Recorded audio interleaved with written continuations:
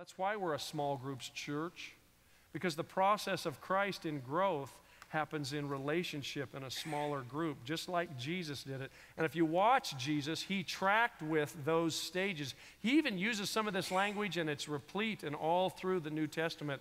What is that process? What are those stages of growth and development? Now, here's a way to illustrate it, kind of understand it. I mean, where is your heart today?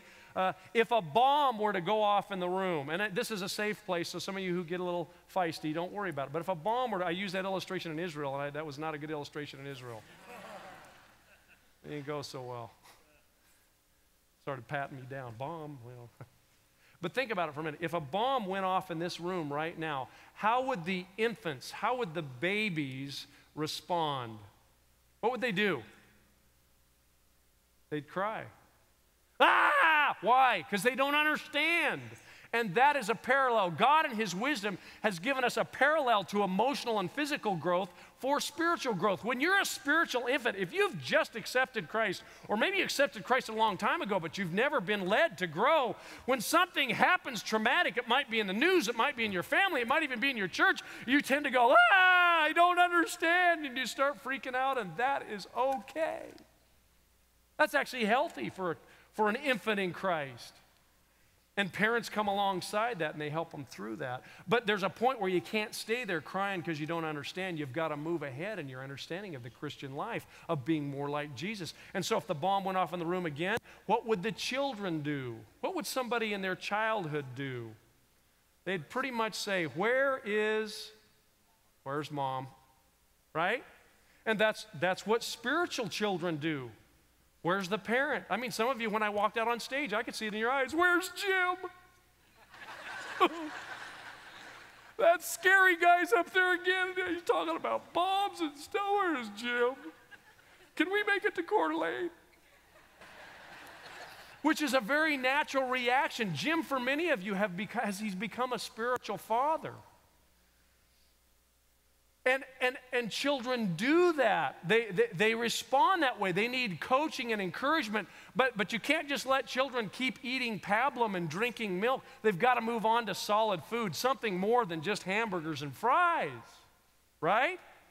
And so the next stage, if the bomb were to go off in the room again, at least the high school and college-age kids that I hang around, actually both men and women, to be honest with you, boys and girls, or whatever, men and women, boys and girls, if the bomb were to go off in the room, what would a young man or a young woman do? What would they do? Well, the guys I hang out with, some of my guys would be like, who set that bomb off? We're going to get him.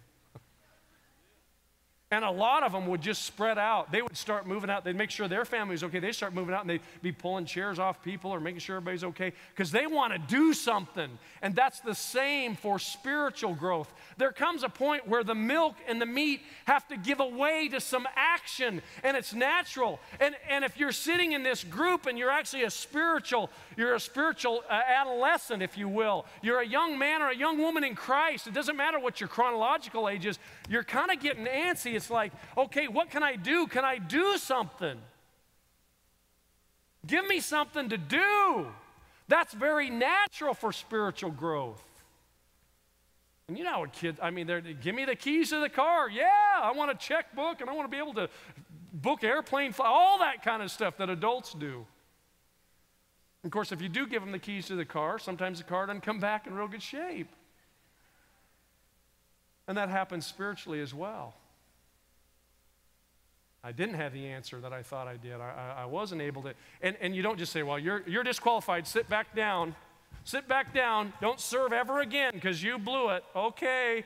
And we force mediocrity on people spiritually instead of releasing them like any young man, woman would want to be and coaching them through the rough spots. The car can be fixed. You may have to get a job to fix it, but yeah, that'll give you something to do too. And that's how we grow spiritually, in service, finding our gifts.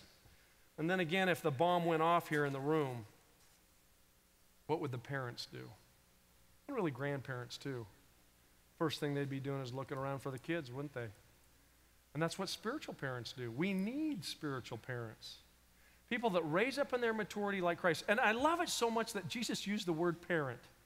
He didn't use CEO. He didn't use captain of the force. He didn't use president or boss. He used parent, because you know what that word means, don't you? Parent sometimes means like, whew, that was a ripe one.